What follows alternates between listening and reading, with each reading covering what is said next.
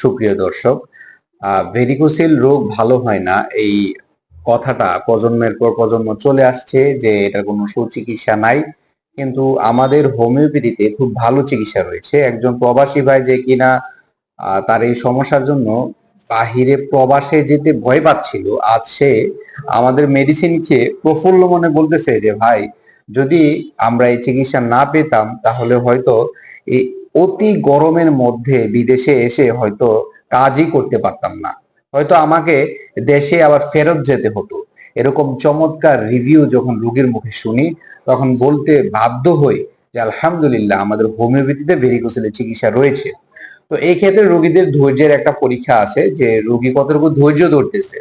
অনেক রোগীরা বিচলিত হয়ে যায় এবং তারা এটা সার্জারি করার চিন্তা ভাবনা করে, কিন্তু সার্জারি করে যে লাভ হয় না বা এরকম আরো বিশ্রী পর্যায়ে চলে যায়, এরকম অনেক রোগী আমরা পাইছি। আলহামদুলিল্লাহ আমরা রোগীর মুখের এই সন্তুষ্টি আলহামদুলিল্লাহ আমরা রোগীর মুখের এই সন্তুষ্টিময় কথাই আমাদের জন্য অনুপ্রেরণার জন্য যথেষ্ট।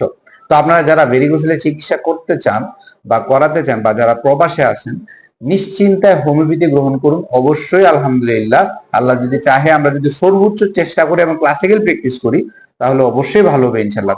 তবে কিছু কিছু ক্ষেত্রে আপনারা বন্ড হোমিওপ্যাথিতে স্বর্ণপন্ন হন বিদায় আপনাদেরকে মাল্টিপল ট্রিটমেন্ট করে বা মাল্টিপল চিকিৎসা দেওয়ার চেষ্টা করে, একের অধিক হোমিওপ্যাথি ওষুধ বাছাই করার চেষ্টা করে, তখন রোগটা ভালো হয় না।